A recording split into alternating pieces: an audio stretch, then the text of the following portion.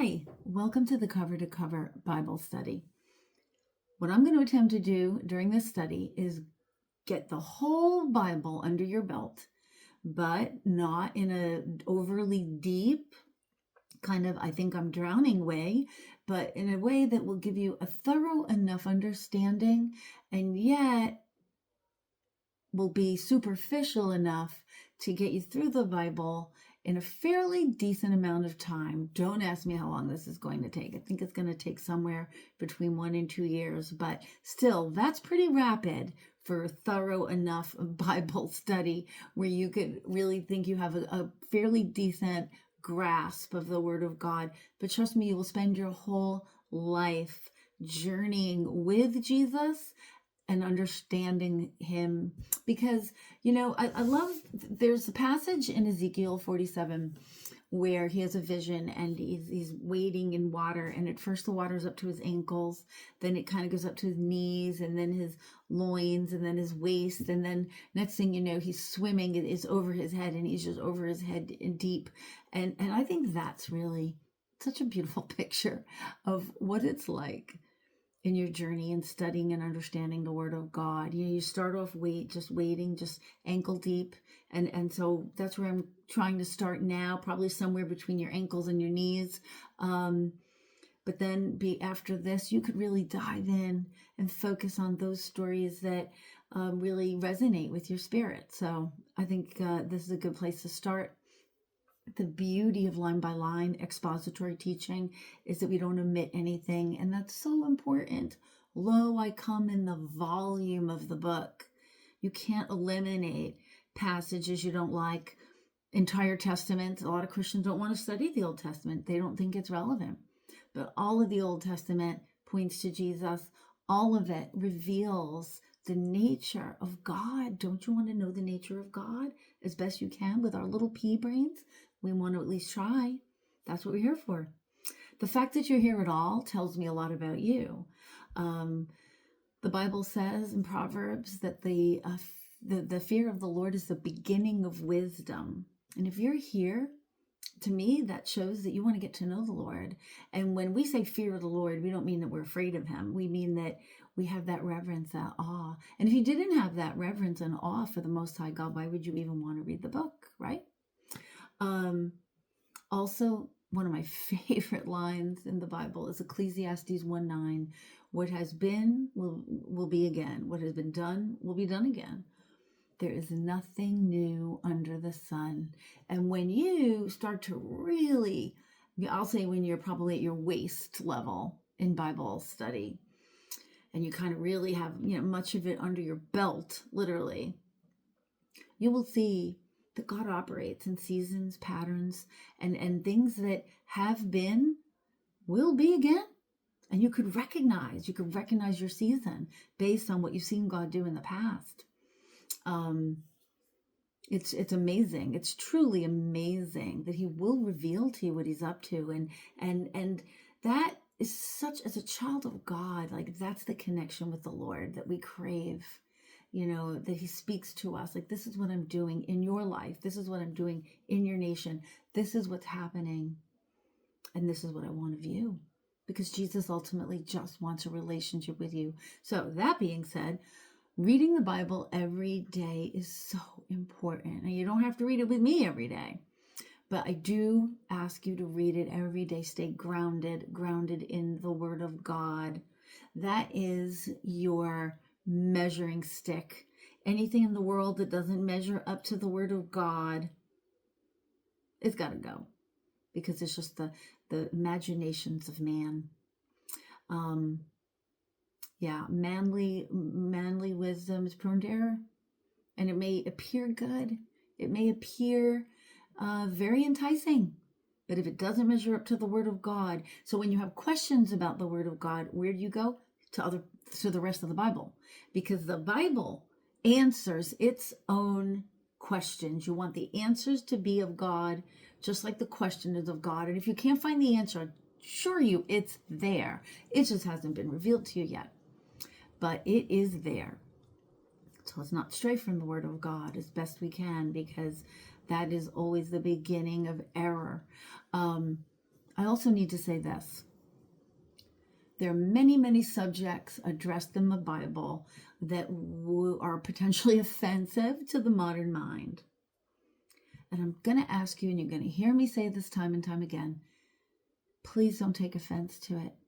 Please just put it in your back pocket and keep going. Because when all is said and done, this will all make sense to you. It is like a tapestry. And once all the pieces are put in place, and then you see the goodness of God and the love of God, even in his judgment, he is love. And when you get that understanding of who he is, then your offenses melt. And by the way, Satan loves to offend you with the word of God, because what does he want you? He doesn't want you reading this book. He does not want you to read the book. Why? Because lo, I come in the volume of the book. He doesn't want you to know Jesus. He wants you to think Jesus is irrelevant, Jesus isn't real, Jesus is dead, any number of things. Or he might want you to believe once you get into the Lord, and once you really say, you know what, I love the Lord, then he'll even use that against you and suck you down some rabbit hole. That now your focus is not on the Lord at all, not on Jesus at all, but, these things that you need to do in order to get into heaven or to gain favor with Jesus. So that's why you just got to stick to the book, guys. Stick to the book. If you find yourself going down a rabbit hole, back it up, get back to the book. You find yourself being offended, and believe me, there's a lot of areas to be offended in. There's some slavery in there, although it's different, but we'll get there. Sexual orientation, marriage. What else can we get offended at? I mean, it's loaded. It's loaded, okay? But again, put it in your back pocket and say, you know what? I want to know who God is.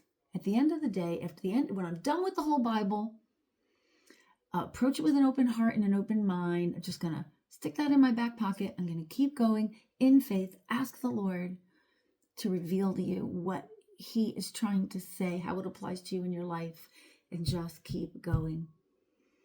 More often than not, all those pieces will fall into place. Don't let Satan distract you. Don't let him get you offended. Don't let him get you traveling down a rabbit hole. Don't let him pull you off your course. You know he wants to. I know he wants to. Okay, so I think I've covered all of that. People ask me, what Bible version should I read? I would say as long as it's a word-for-word translation, you're probably okay. ESV, the NIV are good translations for beginners. I don't really recommend the NLT, although that's what I started with, but I don't believe it's a word-for-word translation. I believe it's more of a thought-for-thought translation. And I'm trying to get as little of man's wisdom in the mix as possible and just going with the Lord's wisdom. So I personally love the NASB, which is the New American Standard Bible, easier to read than the KJV, which is the King James version. I tend to read the KJV a lot, but I've been through the Bible many times, so the these and the thous don't bother me as much. And there's actually KJV versions that eliminate the these and the thous and substitute them for the you and the yours and all that. But NASB, I think, is fairly easy to read and is really good, really quality translation. I'd say on par with the KJV, although a lot of people would disagree with me there. But nonetheless, just read it, guys. Just read it. It's your first time through. Don't worry about it. Plenty of time to read other versions as time goes on. I also want to say that I am not a Bible scholar. What I am is a former attorney. So finally that law degree is paying off. I get to do research for the kingdom of God. Really rewarding. So, and that's all I've got for you is my research skills. And listen, anything I tell you, you pray about it and you double check it. Be careful though what sources you go to. There are countless prophets and preachers on YouTube, and I'm going to say the vast majority of them are there for reasons other than being true to scripture. So, try to hone in on a few that you really trust. and if you're not sure, then just stop listening. And by the way, the closer, this is why that relationship with Jesus is so important, because the closer you get to him and the closer you walk with him, you will get that tap on your shoulder like, this doesn't sound right. And trust me, I hear it all the time, and it makes the hair in the back of my neck stand up. And then once I hear something that I know is not biblically accurate, I just can't listen to another word of what that person has to say. Even if I really rather like them, or even if maybe 90% of what they say is it sounds right and it's true. I just can't. But that's just me. I just want you guys to be, you're going to go on this journey. I want you to stick to the word of God. There is really no point in doing this if you're going to deviate down paths. Doctrines of demons are everywhere. So many churches have cut and pasted the Bible and created their own doctrine. And I just hope that what you're looking for is something genuine, something as true to Scripture as I can possibly deliver. And I will do the best I can. It's a tremendous responsibility. It is a tremendous, for me, I have to answer before the throne someday for all of this. And so I take it very seriously. I will do my level best to keep you on the straight and narrow road of Scripture. And by the way, Jesus did say the road is narrow and very few get there. Very few. So, and I'd like to think that because you're here listening to this video, that you are one of the ones that will make it through that narrow gate, because you're taking the time, you're making the effort to get to know your Creator, and He wants nothing more than that. So, that being said, I hope I've covered everything.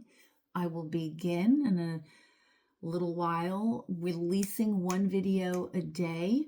I'll probably release it live on Facebook, although it may not actually be live. I'm going to launch it live, but my schedule is such that I never know where I'm going to be. And I'd like to release them at the same time pretty much every day to get you into the habit in case you want to tune in. Even if I'm not delivering the message live, I'll probably be watching it live. So if any questions or comments come in, I'll do my best to answer them. So I'll be starting that very soon. Be on the lookout. I will launch it in the very near future. And I'm just going to say thank you again. Thank you. And I just know that the fact that you're here is going to open you up to a whole other level. And I know that it's going to release blessings in your life. And I pray that for you and your family. So all that to say, thank you for joining me. All peace, and I'll see you again soon.